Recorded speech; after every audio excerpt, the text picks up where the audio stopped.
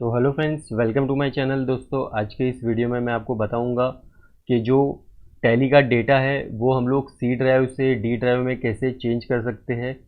तो यहाँ पर क्या होता है, मोस्ट ऑफ द कंपनीज अभी सी ड्राइव में डेटा रखती नहीं है, बिकॉज सी ड्राइव्स जो होती है वो मोस्ट ऑपरेटिंग सिस्टम्स के जो डेटा होते हैं वो उसमें होते हैं और ये करप्ट हो जाती है। तो आपका जो टैली का डेटा है आप एक्सेस भी नहीं कर पाओगे। तो ज़्यादा से ज़्यादा कंपनीज वाले करते क्या है कि इसको हमेशा कॉपी करके कहीं ना कहीं सेव करके रखते हैं या रेगुलर बैकअप लेते रहते हैं। तो रेगुलर बैकअप तो होता ही है, बट फिर भी अगर आप इसको डी ड्राइव में रखोगे तो ज़्यादा बेटर रहेगा। बहुत लोग एक्सटर्नल ड्राइव्स में भी रखते हैं। मैं आपको इसमें डी ड्राइव में कैसे लेना है वो बताऊंगा। आपको जो भी ड्राइव में रखना है आप रख सकते हो, बट सी ड्राइव थोड़ा सा रिस्की है। तो यहाँ पे देखिए, मैं आपको बताता हूँ। यहाँ पर ये जो ऑल्ट वाई है, यहाँ पे डेटा पाथ देखते हैं हम लोग फ़िलहाल कौन सा है। देखिए, C users public Tally RP9 data, इसमें अभी मेरा डेटा पड़ा हुआ है। और ये जो है कंपनी बैकअप पाथ, ये मैंने सेट किया हुआ है डी टेली प्राइम और रवि नाम का। तो यहाँ पे फ़िलहाल मेरा जो डेटा है वो सी यूज़र्स, ये डिफ़ॉल्ट होता है। जब आप टैली स्टार्ट करते हो तो इसी में हमेशा वो डेटा जाता है। मैं आपको अभी फ़ोल्डर्स में जाके भी बता देता हूँ। यहाँ पे देखिए, सी ड्राइव में यूज़र्स पब्लिक टेली RP9 और ये डेटा। तो ये जो डेटा है वो है अभी मेरे टैली का। तो ये जो डेटा पाथ है, यहाँ पे देखिए एरो पे क्लिक करूँगा तो यहाँ पे आ जाएगा C users public Tally RP9 data. तो ये वाला पाथ अभी वहाँ पे टैली में है। मैं क्या करूँगा, ये सब मैं कॉपी कर लूँगा। मुझे करना क्या है, सिर्फ मुझे ये डेटा का जो फोल्डर है वो मुझे कॉपी कर लेना है। इसको कट नहीं करना है, सिर्फ इसको कॉपी कर लेना है। मैंने ऑलरेडी कॉपी करके रखा हुआ है। क्या किया है मैंने, यहाँ पे जो मेरा डी है इसमें मैंने ये टेली प्राइम में, ये देखिए यहाँ पर वो डेटा का फोल्डर मैंने पेस्ट कर दिया है। ये देखिए, ये वही वाला फोल्डर है, मैंने पेस्ट कर दिया है। तो सिर्फ आपको क्या करना है, कॉपी करके पेस्ट कर देना है एक बनाकर। फिर यहाँ पे आप एरो पे क्लिक करिए तो यहाँ पे उसका पाथ आ जाएगा। डेटा के अंदर जाके आपको करना है, ये डेटा के अंदर गए उसके बाद इसको सिर्फ आपको कॉपी कर लेना है कंट्रोल C करके। और उसके बाद टैली में जाके आपको ये वाला चेंज कर लेना है। अभी इसको हम क्या करेंगे, एंटर करेंगे। एंटर करने के बाद कंट्रोल V कर देंगे। देखिए, D Tally Prime data, enter enter.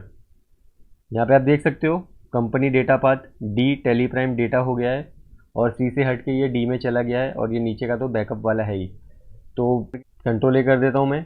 अभी हम लोग एक बार टैली को बंद करके फिर से स्टार्ट करके देखते हैं कि सब कंपनीज उसमें ओपन होती है या नहीं। तो मैं एक बार टैली को बंद कर देता हूँ।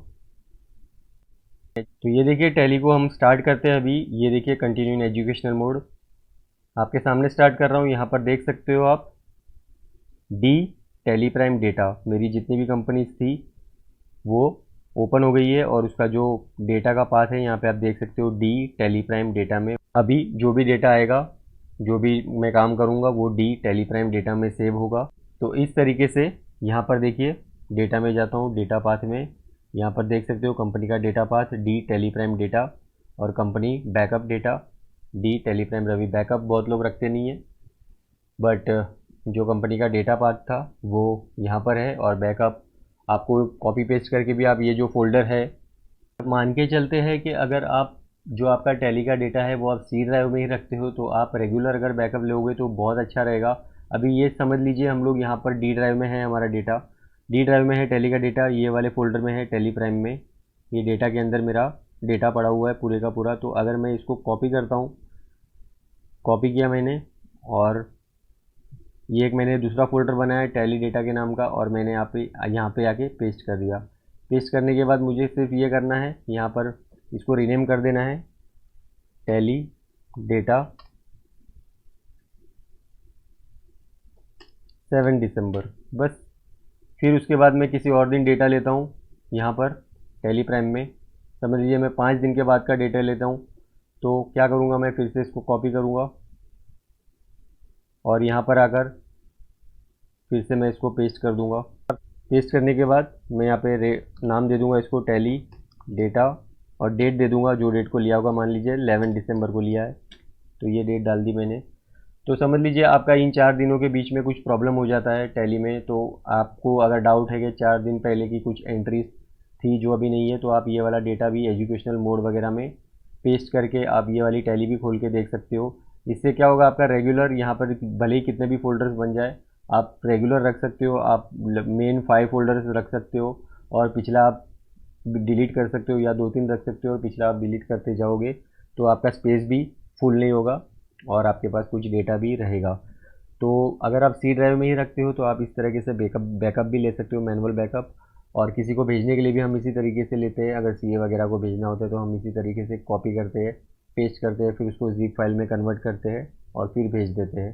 तो इस तरीके से टैली का डेटा का बैकअप ले सकते हो मैनुअल मोड पे। और सी ड्राइव से अगर डी ड्राइव में रखते हो तो वो भी मैंने आपको बता दिया किस तरीके से कॉपी पेस्ट करके आपको टैली के डेटा में जाके करना है। तो इसी के ऊपर ये वीडियो था दोस्तों। वीडियो अगर पसंद आया होगा तो प्लीज़ चैनल को सब्सक्राइब करिएगा। मैं मिलूँगा आपको इसी तरह के किसी और वीडियो में। तब तक के लिए thank you so much for watching my videos. Bye.